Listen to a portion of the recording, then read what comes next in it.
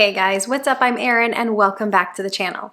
How much do you realistically plan on saving in the coming year? Well, Bankrate recently did a survey asking exactly that question. And about half of all age groups said they're realistically aiming to save $5,000 or more in 2024. And roughly 40% or so of each age bracket has set their sights at about $3,000 or less for the coming year. And the median household income in America sits at about $75,000. So if the goal is to save $5,000, that puts the savings rate at about 6.7%. And that's an okay savings rate. I wouldn't say it's stellar, but it's absolutely better than nothing. And we have to have a starting point to work with. And if you're aiming for the or more portion of that $5,000 or more, well, that's even better. Consider that last year, the median savings for the typical American was just $2,010 per person. The general guideline is that you should be saving anywhere from 15 to 25% of your income. But the fact of the matter is, most people are falling way short of this benchmark. Savings are down.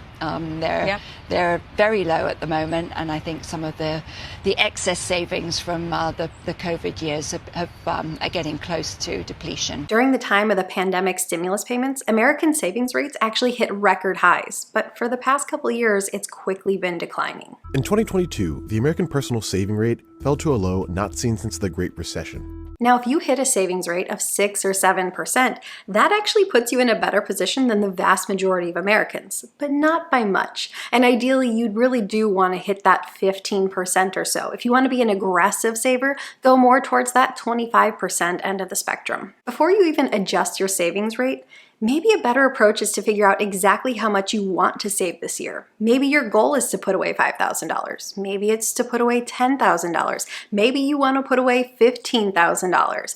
Well, the first thing to do is to get clear on your goal. And I know it's going to sound cliche, but the first thing you want to do is to write down your goal. You very well may have financial goals, but have you actually written them down? It's a simple fact that literally taking the time to write down your goals makes it more likely that you will achieve them. So the first thing I would do is literally write it down, saying I want to save $5,000 by the end of the year, or $10,000, or $15,000, or whatever number you want to hit by the end of the year.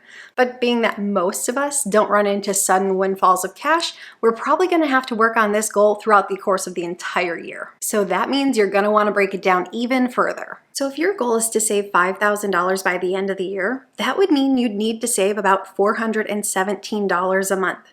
For $10,000 throughout the course of the year, you'd need to save about $834 each month. And to hit a target of $15,000, you'd need to save about $1,250 each month throughout the course of the year. Now, there are 3 areas you need to tackle when it comes to working on your savings and investing rate. Number 1 is to make sure you're saving and investing in the right places. 2 is to work on your spending, and 3 is to work on your income. You can address just one of these, maybe 2 of them, or all 3. Personally, I think looking at all 3 is best. When you talk about setting money aside, you want to make sure you're putting it in a place where it's going to be capturing the best return possible. And that's going to be using something like a high-yield savings account, a CD, or a money market account. But when it comes to saving money, the majority of Americans, 57%, keep their savings in a traditional or a regular savings account. And that's quite a shame because the interest rates at the big banks are about 0.1% or 0.01%, whereas you can easily be making 5 or 5.5% if you utilize a high-yield savings account, a CD, or a money market account. Let's say you have $10,000 sitting in a savings account. If it's sitting in a traditional savings account at one of the big banks making 0.01%, over the course of the entire year, you'd make $1 in interest. Whereas if you had this $10,000 sitting in a high-yield savings or a CD making 5.5%, over the course of the year, you'd make $550. And that requires no effort on your part, so why not do it? When it comes to near-term or short-term goals, you really want to keep this money in a readily accessible place. That's why we use things like CDs, money markets, and these high-yield savings accounts. But if you're saving up for a long-term goal, maybe 10 years or more, that's when you want to put this money to work making money. That's where investing comes into play. Year to date, the S&P 500 is up about 25%. which is absolutely phenomenal. Now, can you expect that the market will return a nice 25% every single year? Of course not. Would be nice if it would though. It averages out to be about 10% a year, but then you have to factor in inflation. That real rate of return is really closer to 7 or 8%. But if we use a $10,000 example and say that you had $10,000 sitting in the S&P 500 at the start of the year, by the end of the year it would have grown to about $12,500, which is pretty darn awesome. However, if you just had $10,000 sitting around, its purchasing power would have actually fallen to about $9,510 simply due to inflation. That shows why we want to be investing. One of the very best things you can do to immediately boost your savings rate is to ensure that you're capturing your employer match on your employer-sponsored retirement plan, because that absolutely counts towards your savings rate. Let's say you work for a company that offers a 4% match in their 401k. Let's say you personally have a 7% savings rate, and then your employer matches 4%. Well, suddenly your savings rate is now 11%. That's a very quick way to jump your savings rate and capture free money. That's why it's so important to pay attention to where you're saving money. Make sure you're using the right account types. Make sure that you're capturing the employer match. It can be just as important to make sure that you're saving in the right places as it is to save money itself, because putting your money in the right places can boost your savings by several $100s, if not several $1,000s. Next, you want to tackle your expenses. There's no doubt about it. Life is simply more expensive these days, and there's a couple obstacles to savings. One is inflation levels, and two is debt. Inflation is also much higher than it should be, making it hard for people to afford essential goods like groceries. With interest rates on the rise, those with variable rate debt also saw their balances grow, placing further pressure on their finances. Inflation has kind of had a double whammy effect. First and foremost, the price of goods and services all around us has increased. But at the same time, the Fed is working to fight inflation and bring it back down. And they do that by increasing interest rates. Increasing interest rates helps to curb consumer spending. But at the same time, it brings up mortgage rates and the rates on auto loans and the rates on consumer debt like credit cards. So that means it is more expensive to borrow money. Monthly payments get higher, and this forces budgets to run even tighter. The first thing you need to do is to look at your budget. And when it comes to your budget, you're going to look both at your disposable income as well as your discretionary income. When it comes to your discretionary income, you have a little bit more immediate influence on this. This is how you spend money on a day-to-day basis. You can address your food budget. Maybe you eat out a little bit less. Maybe you cancel some subscriptions.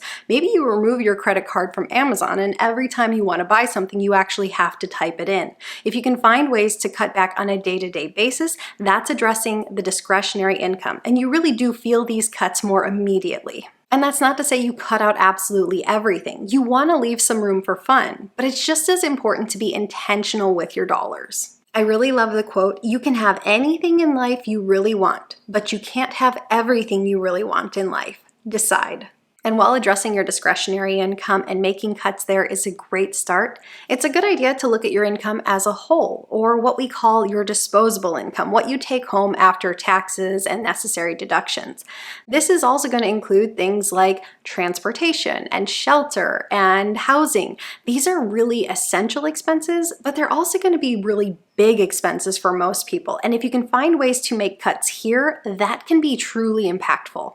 Addressing costs in this area might mean moving to a lower cost of living area, downsizing your home, or taking on a roommate to help reduce your housing expenses.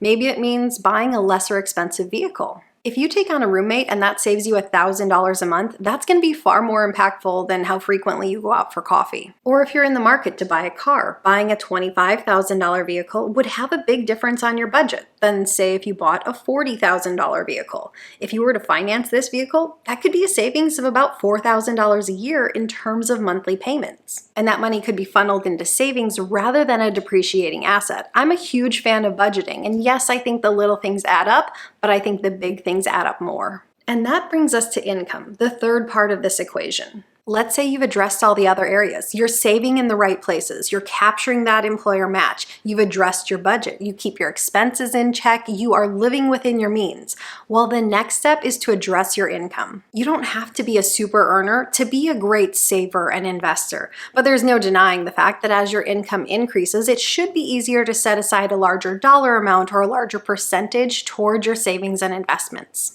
Let's say your goal is to boost your income by $5,000 this year. If you break it down, that comes out to about $100 a week.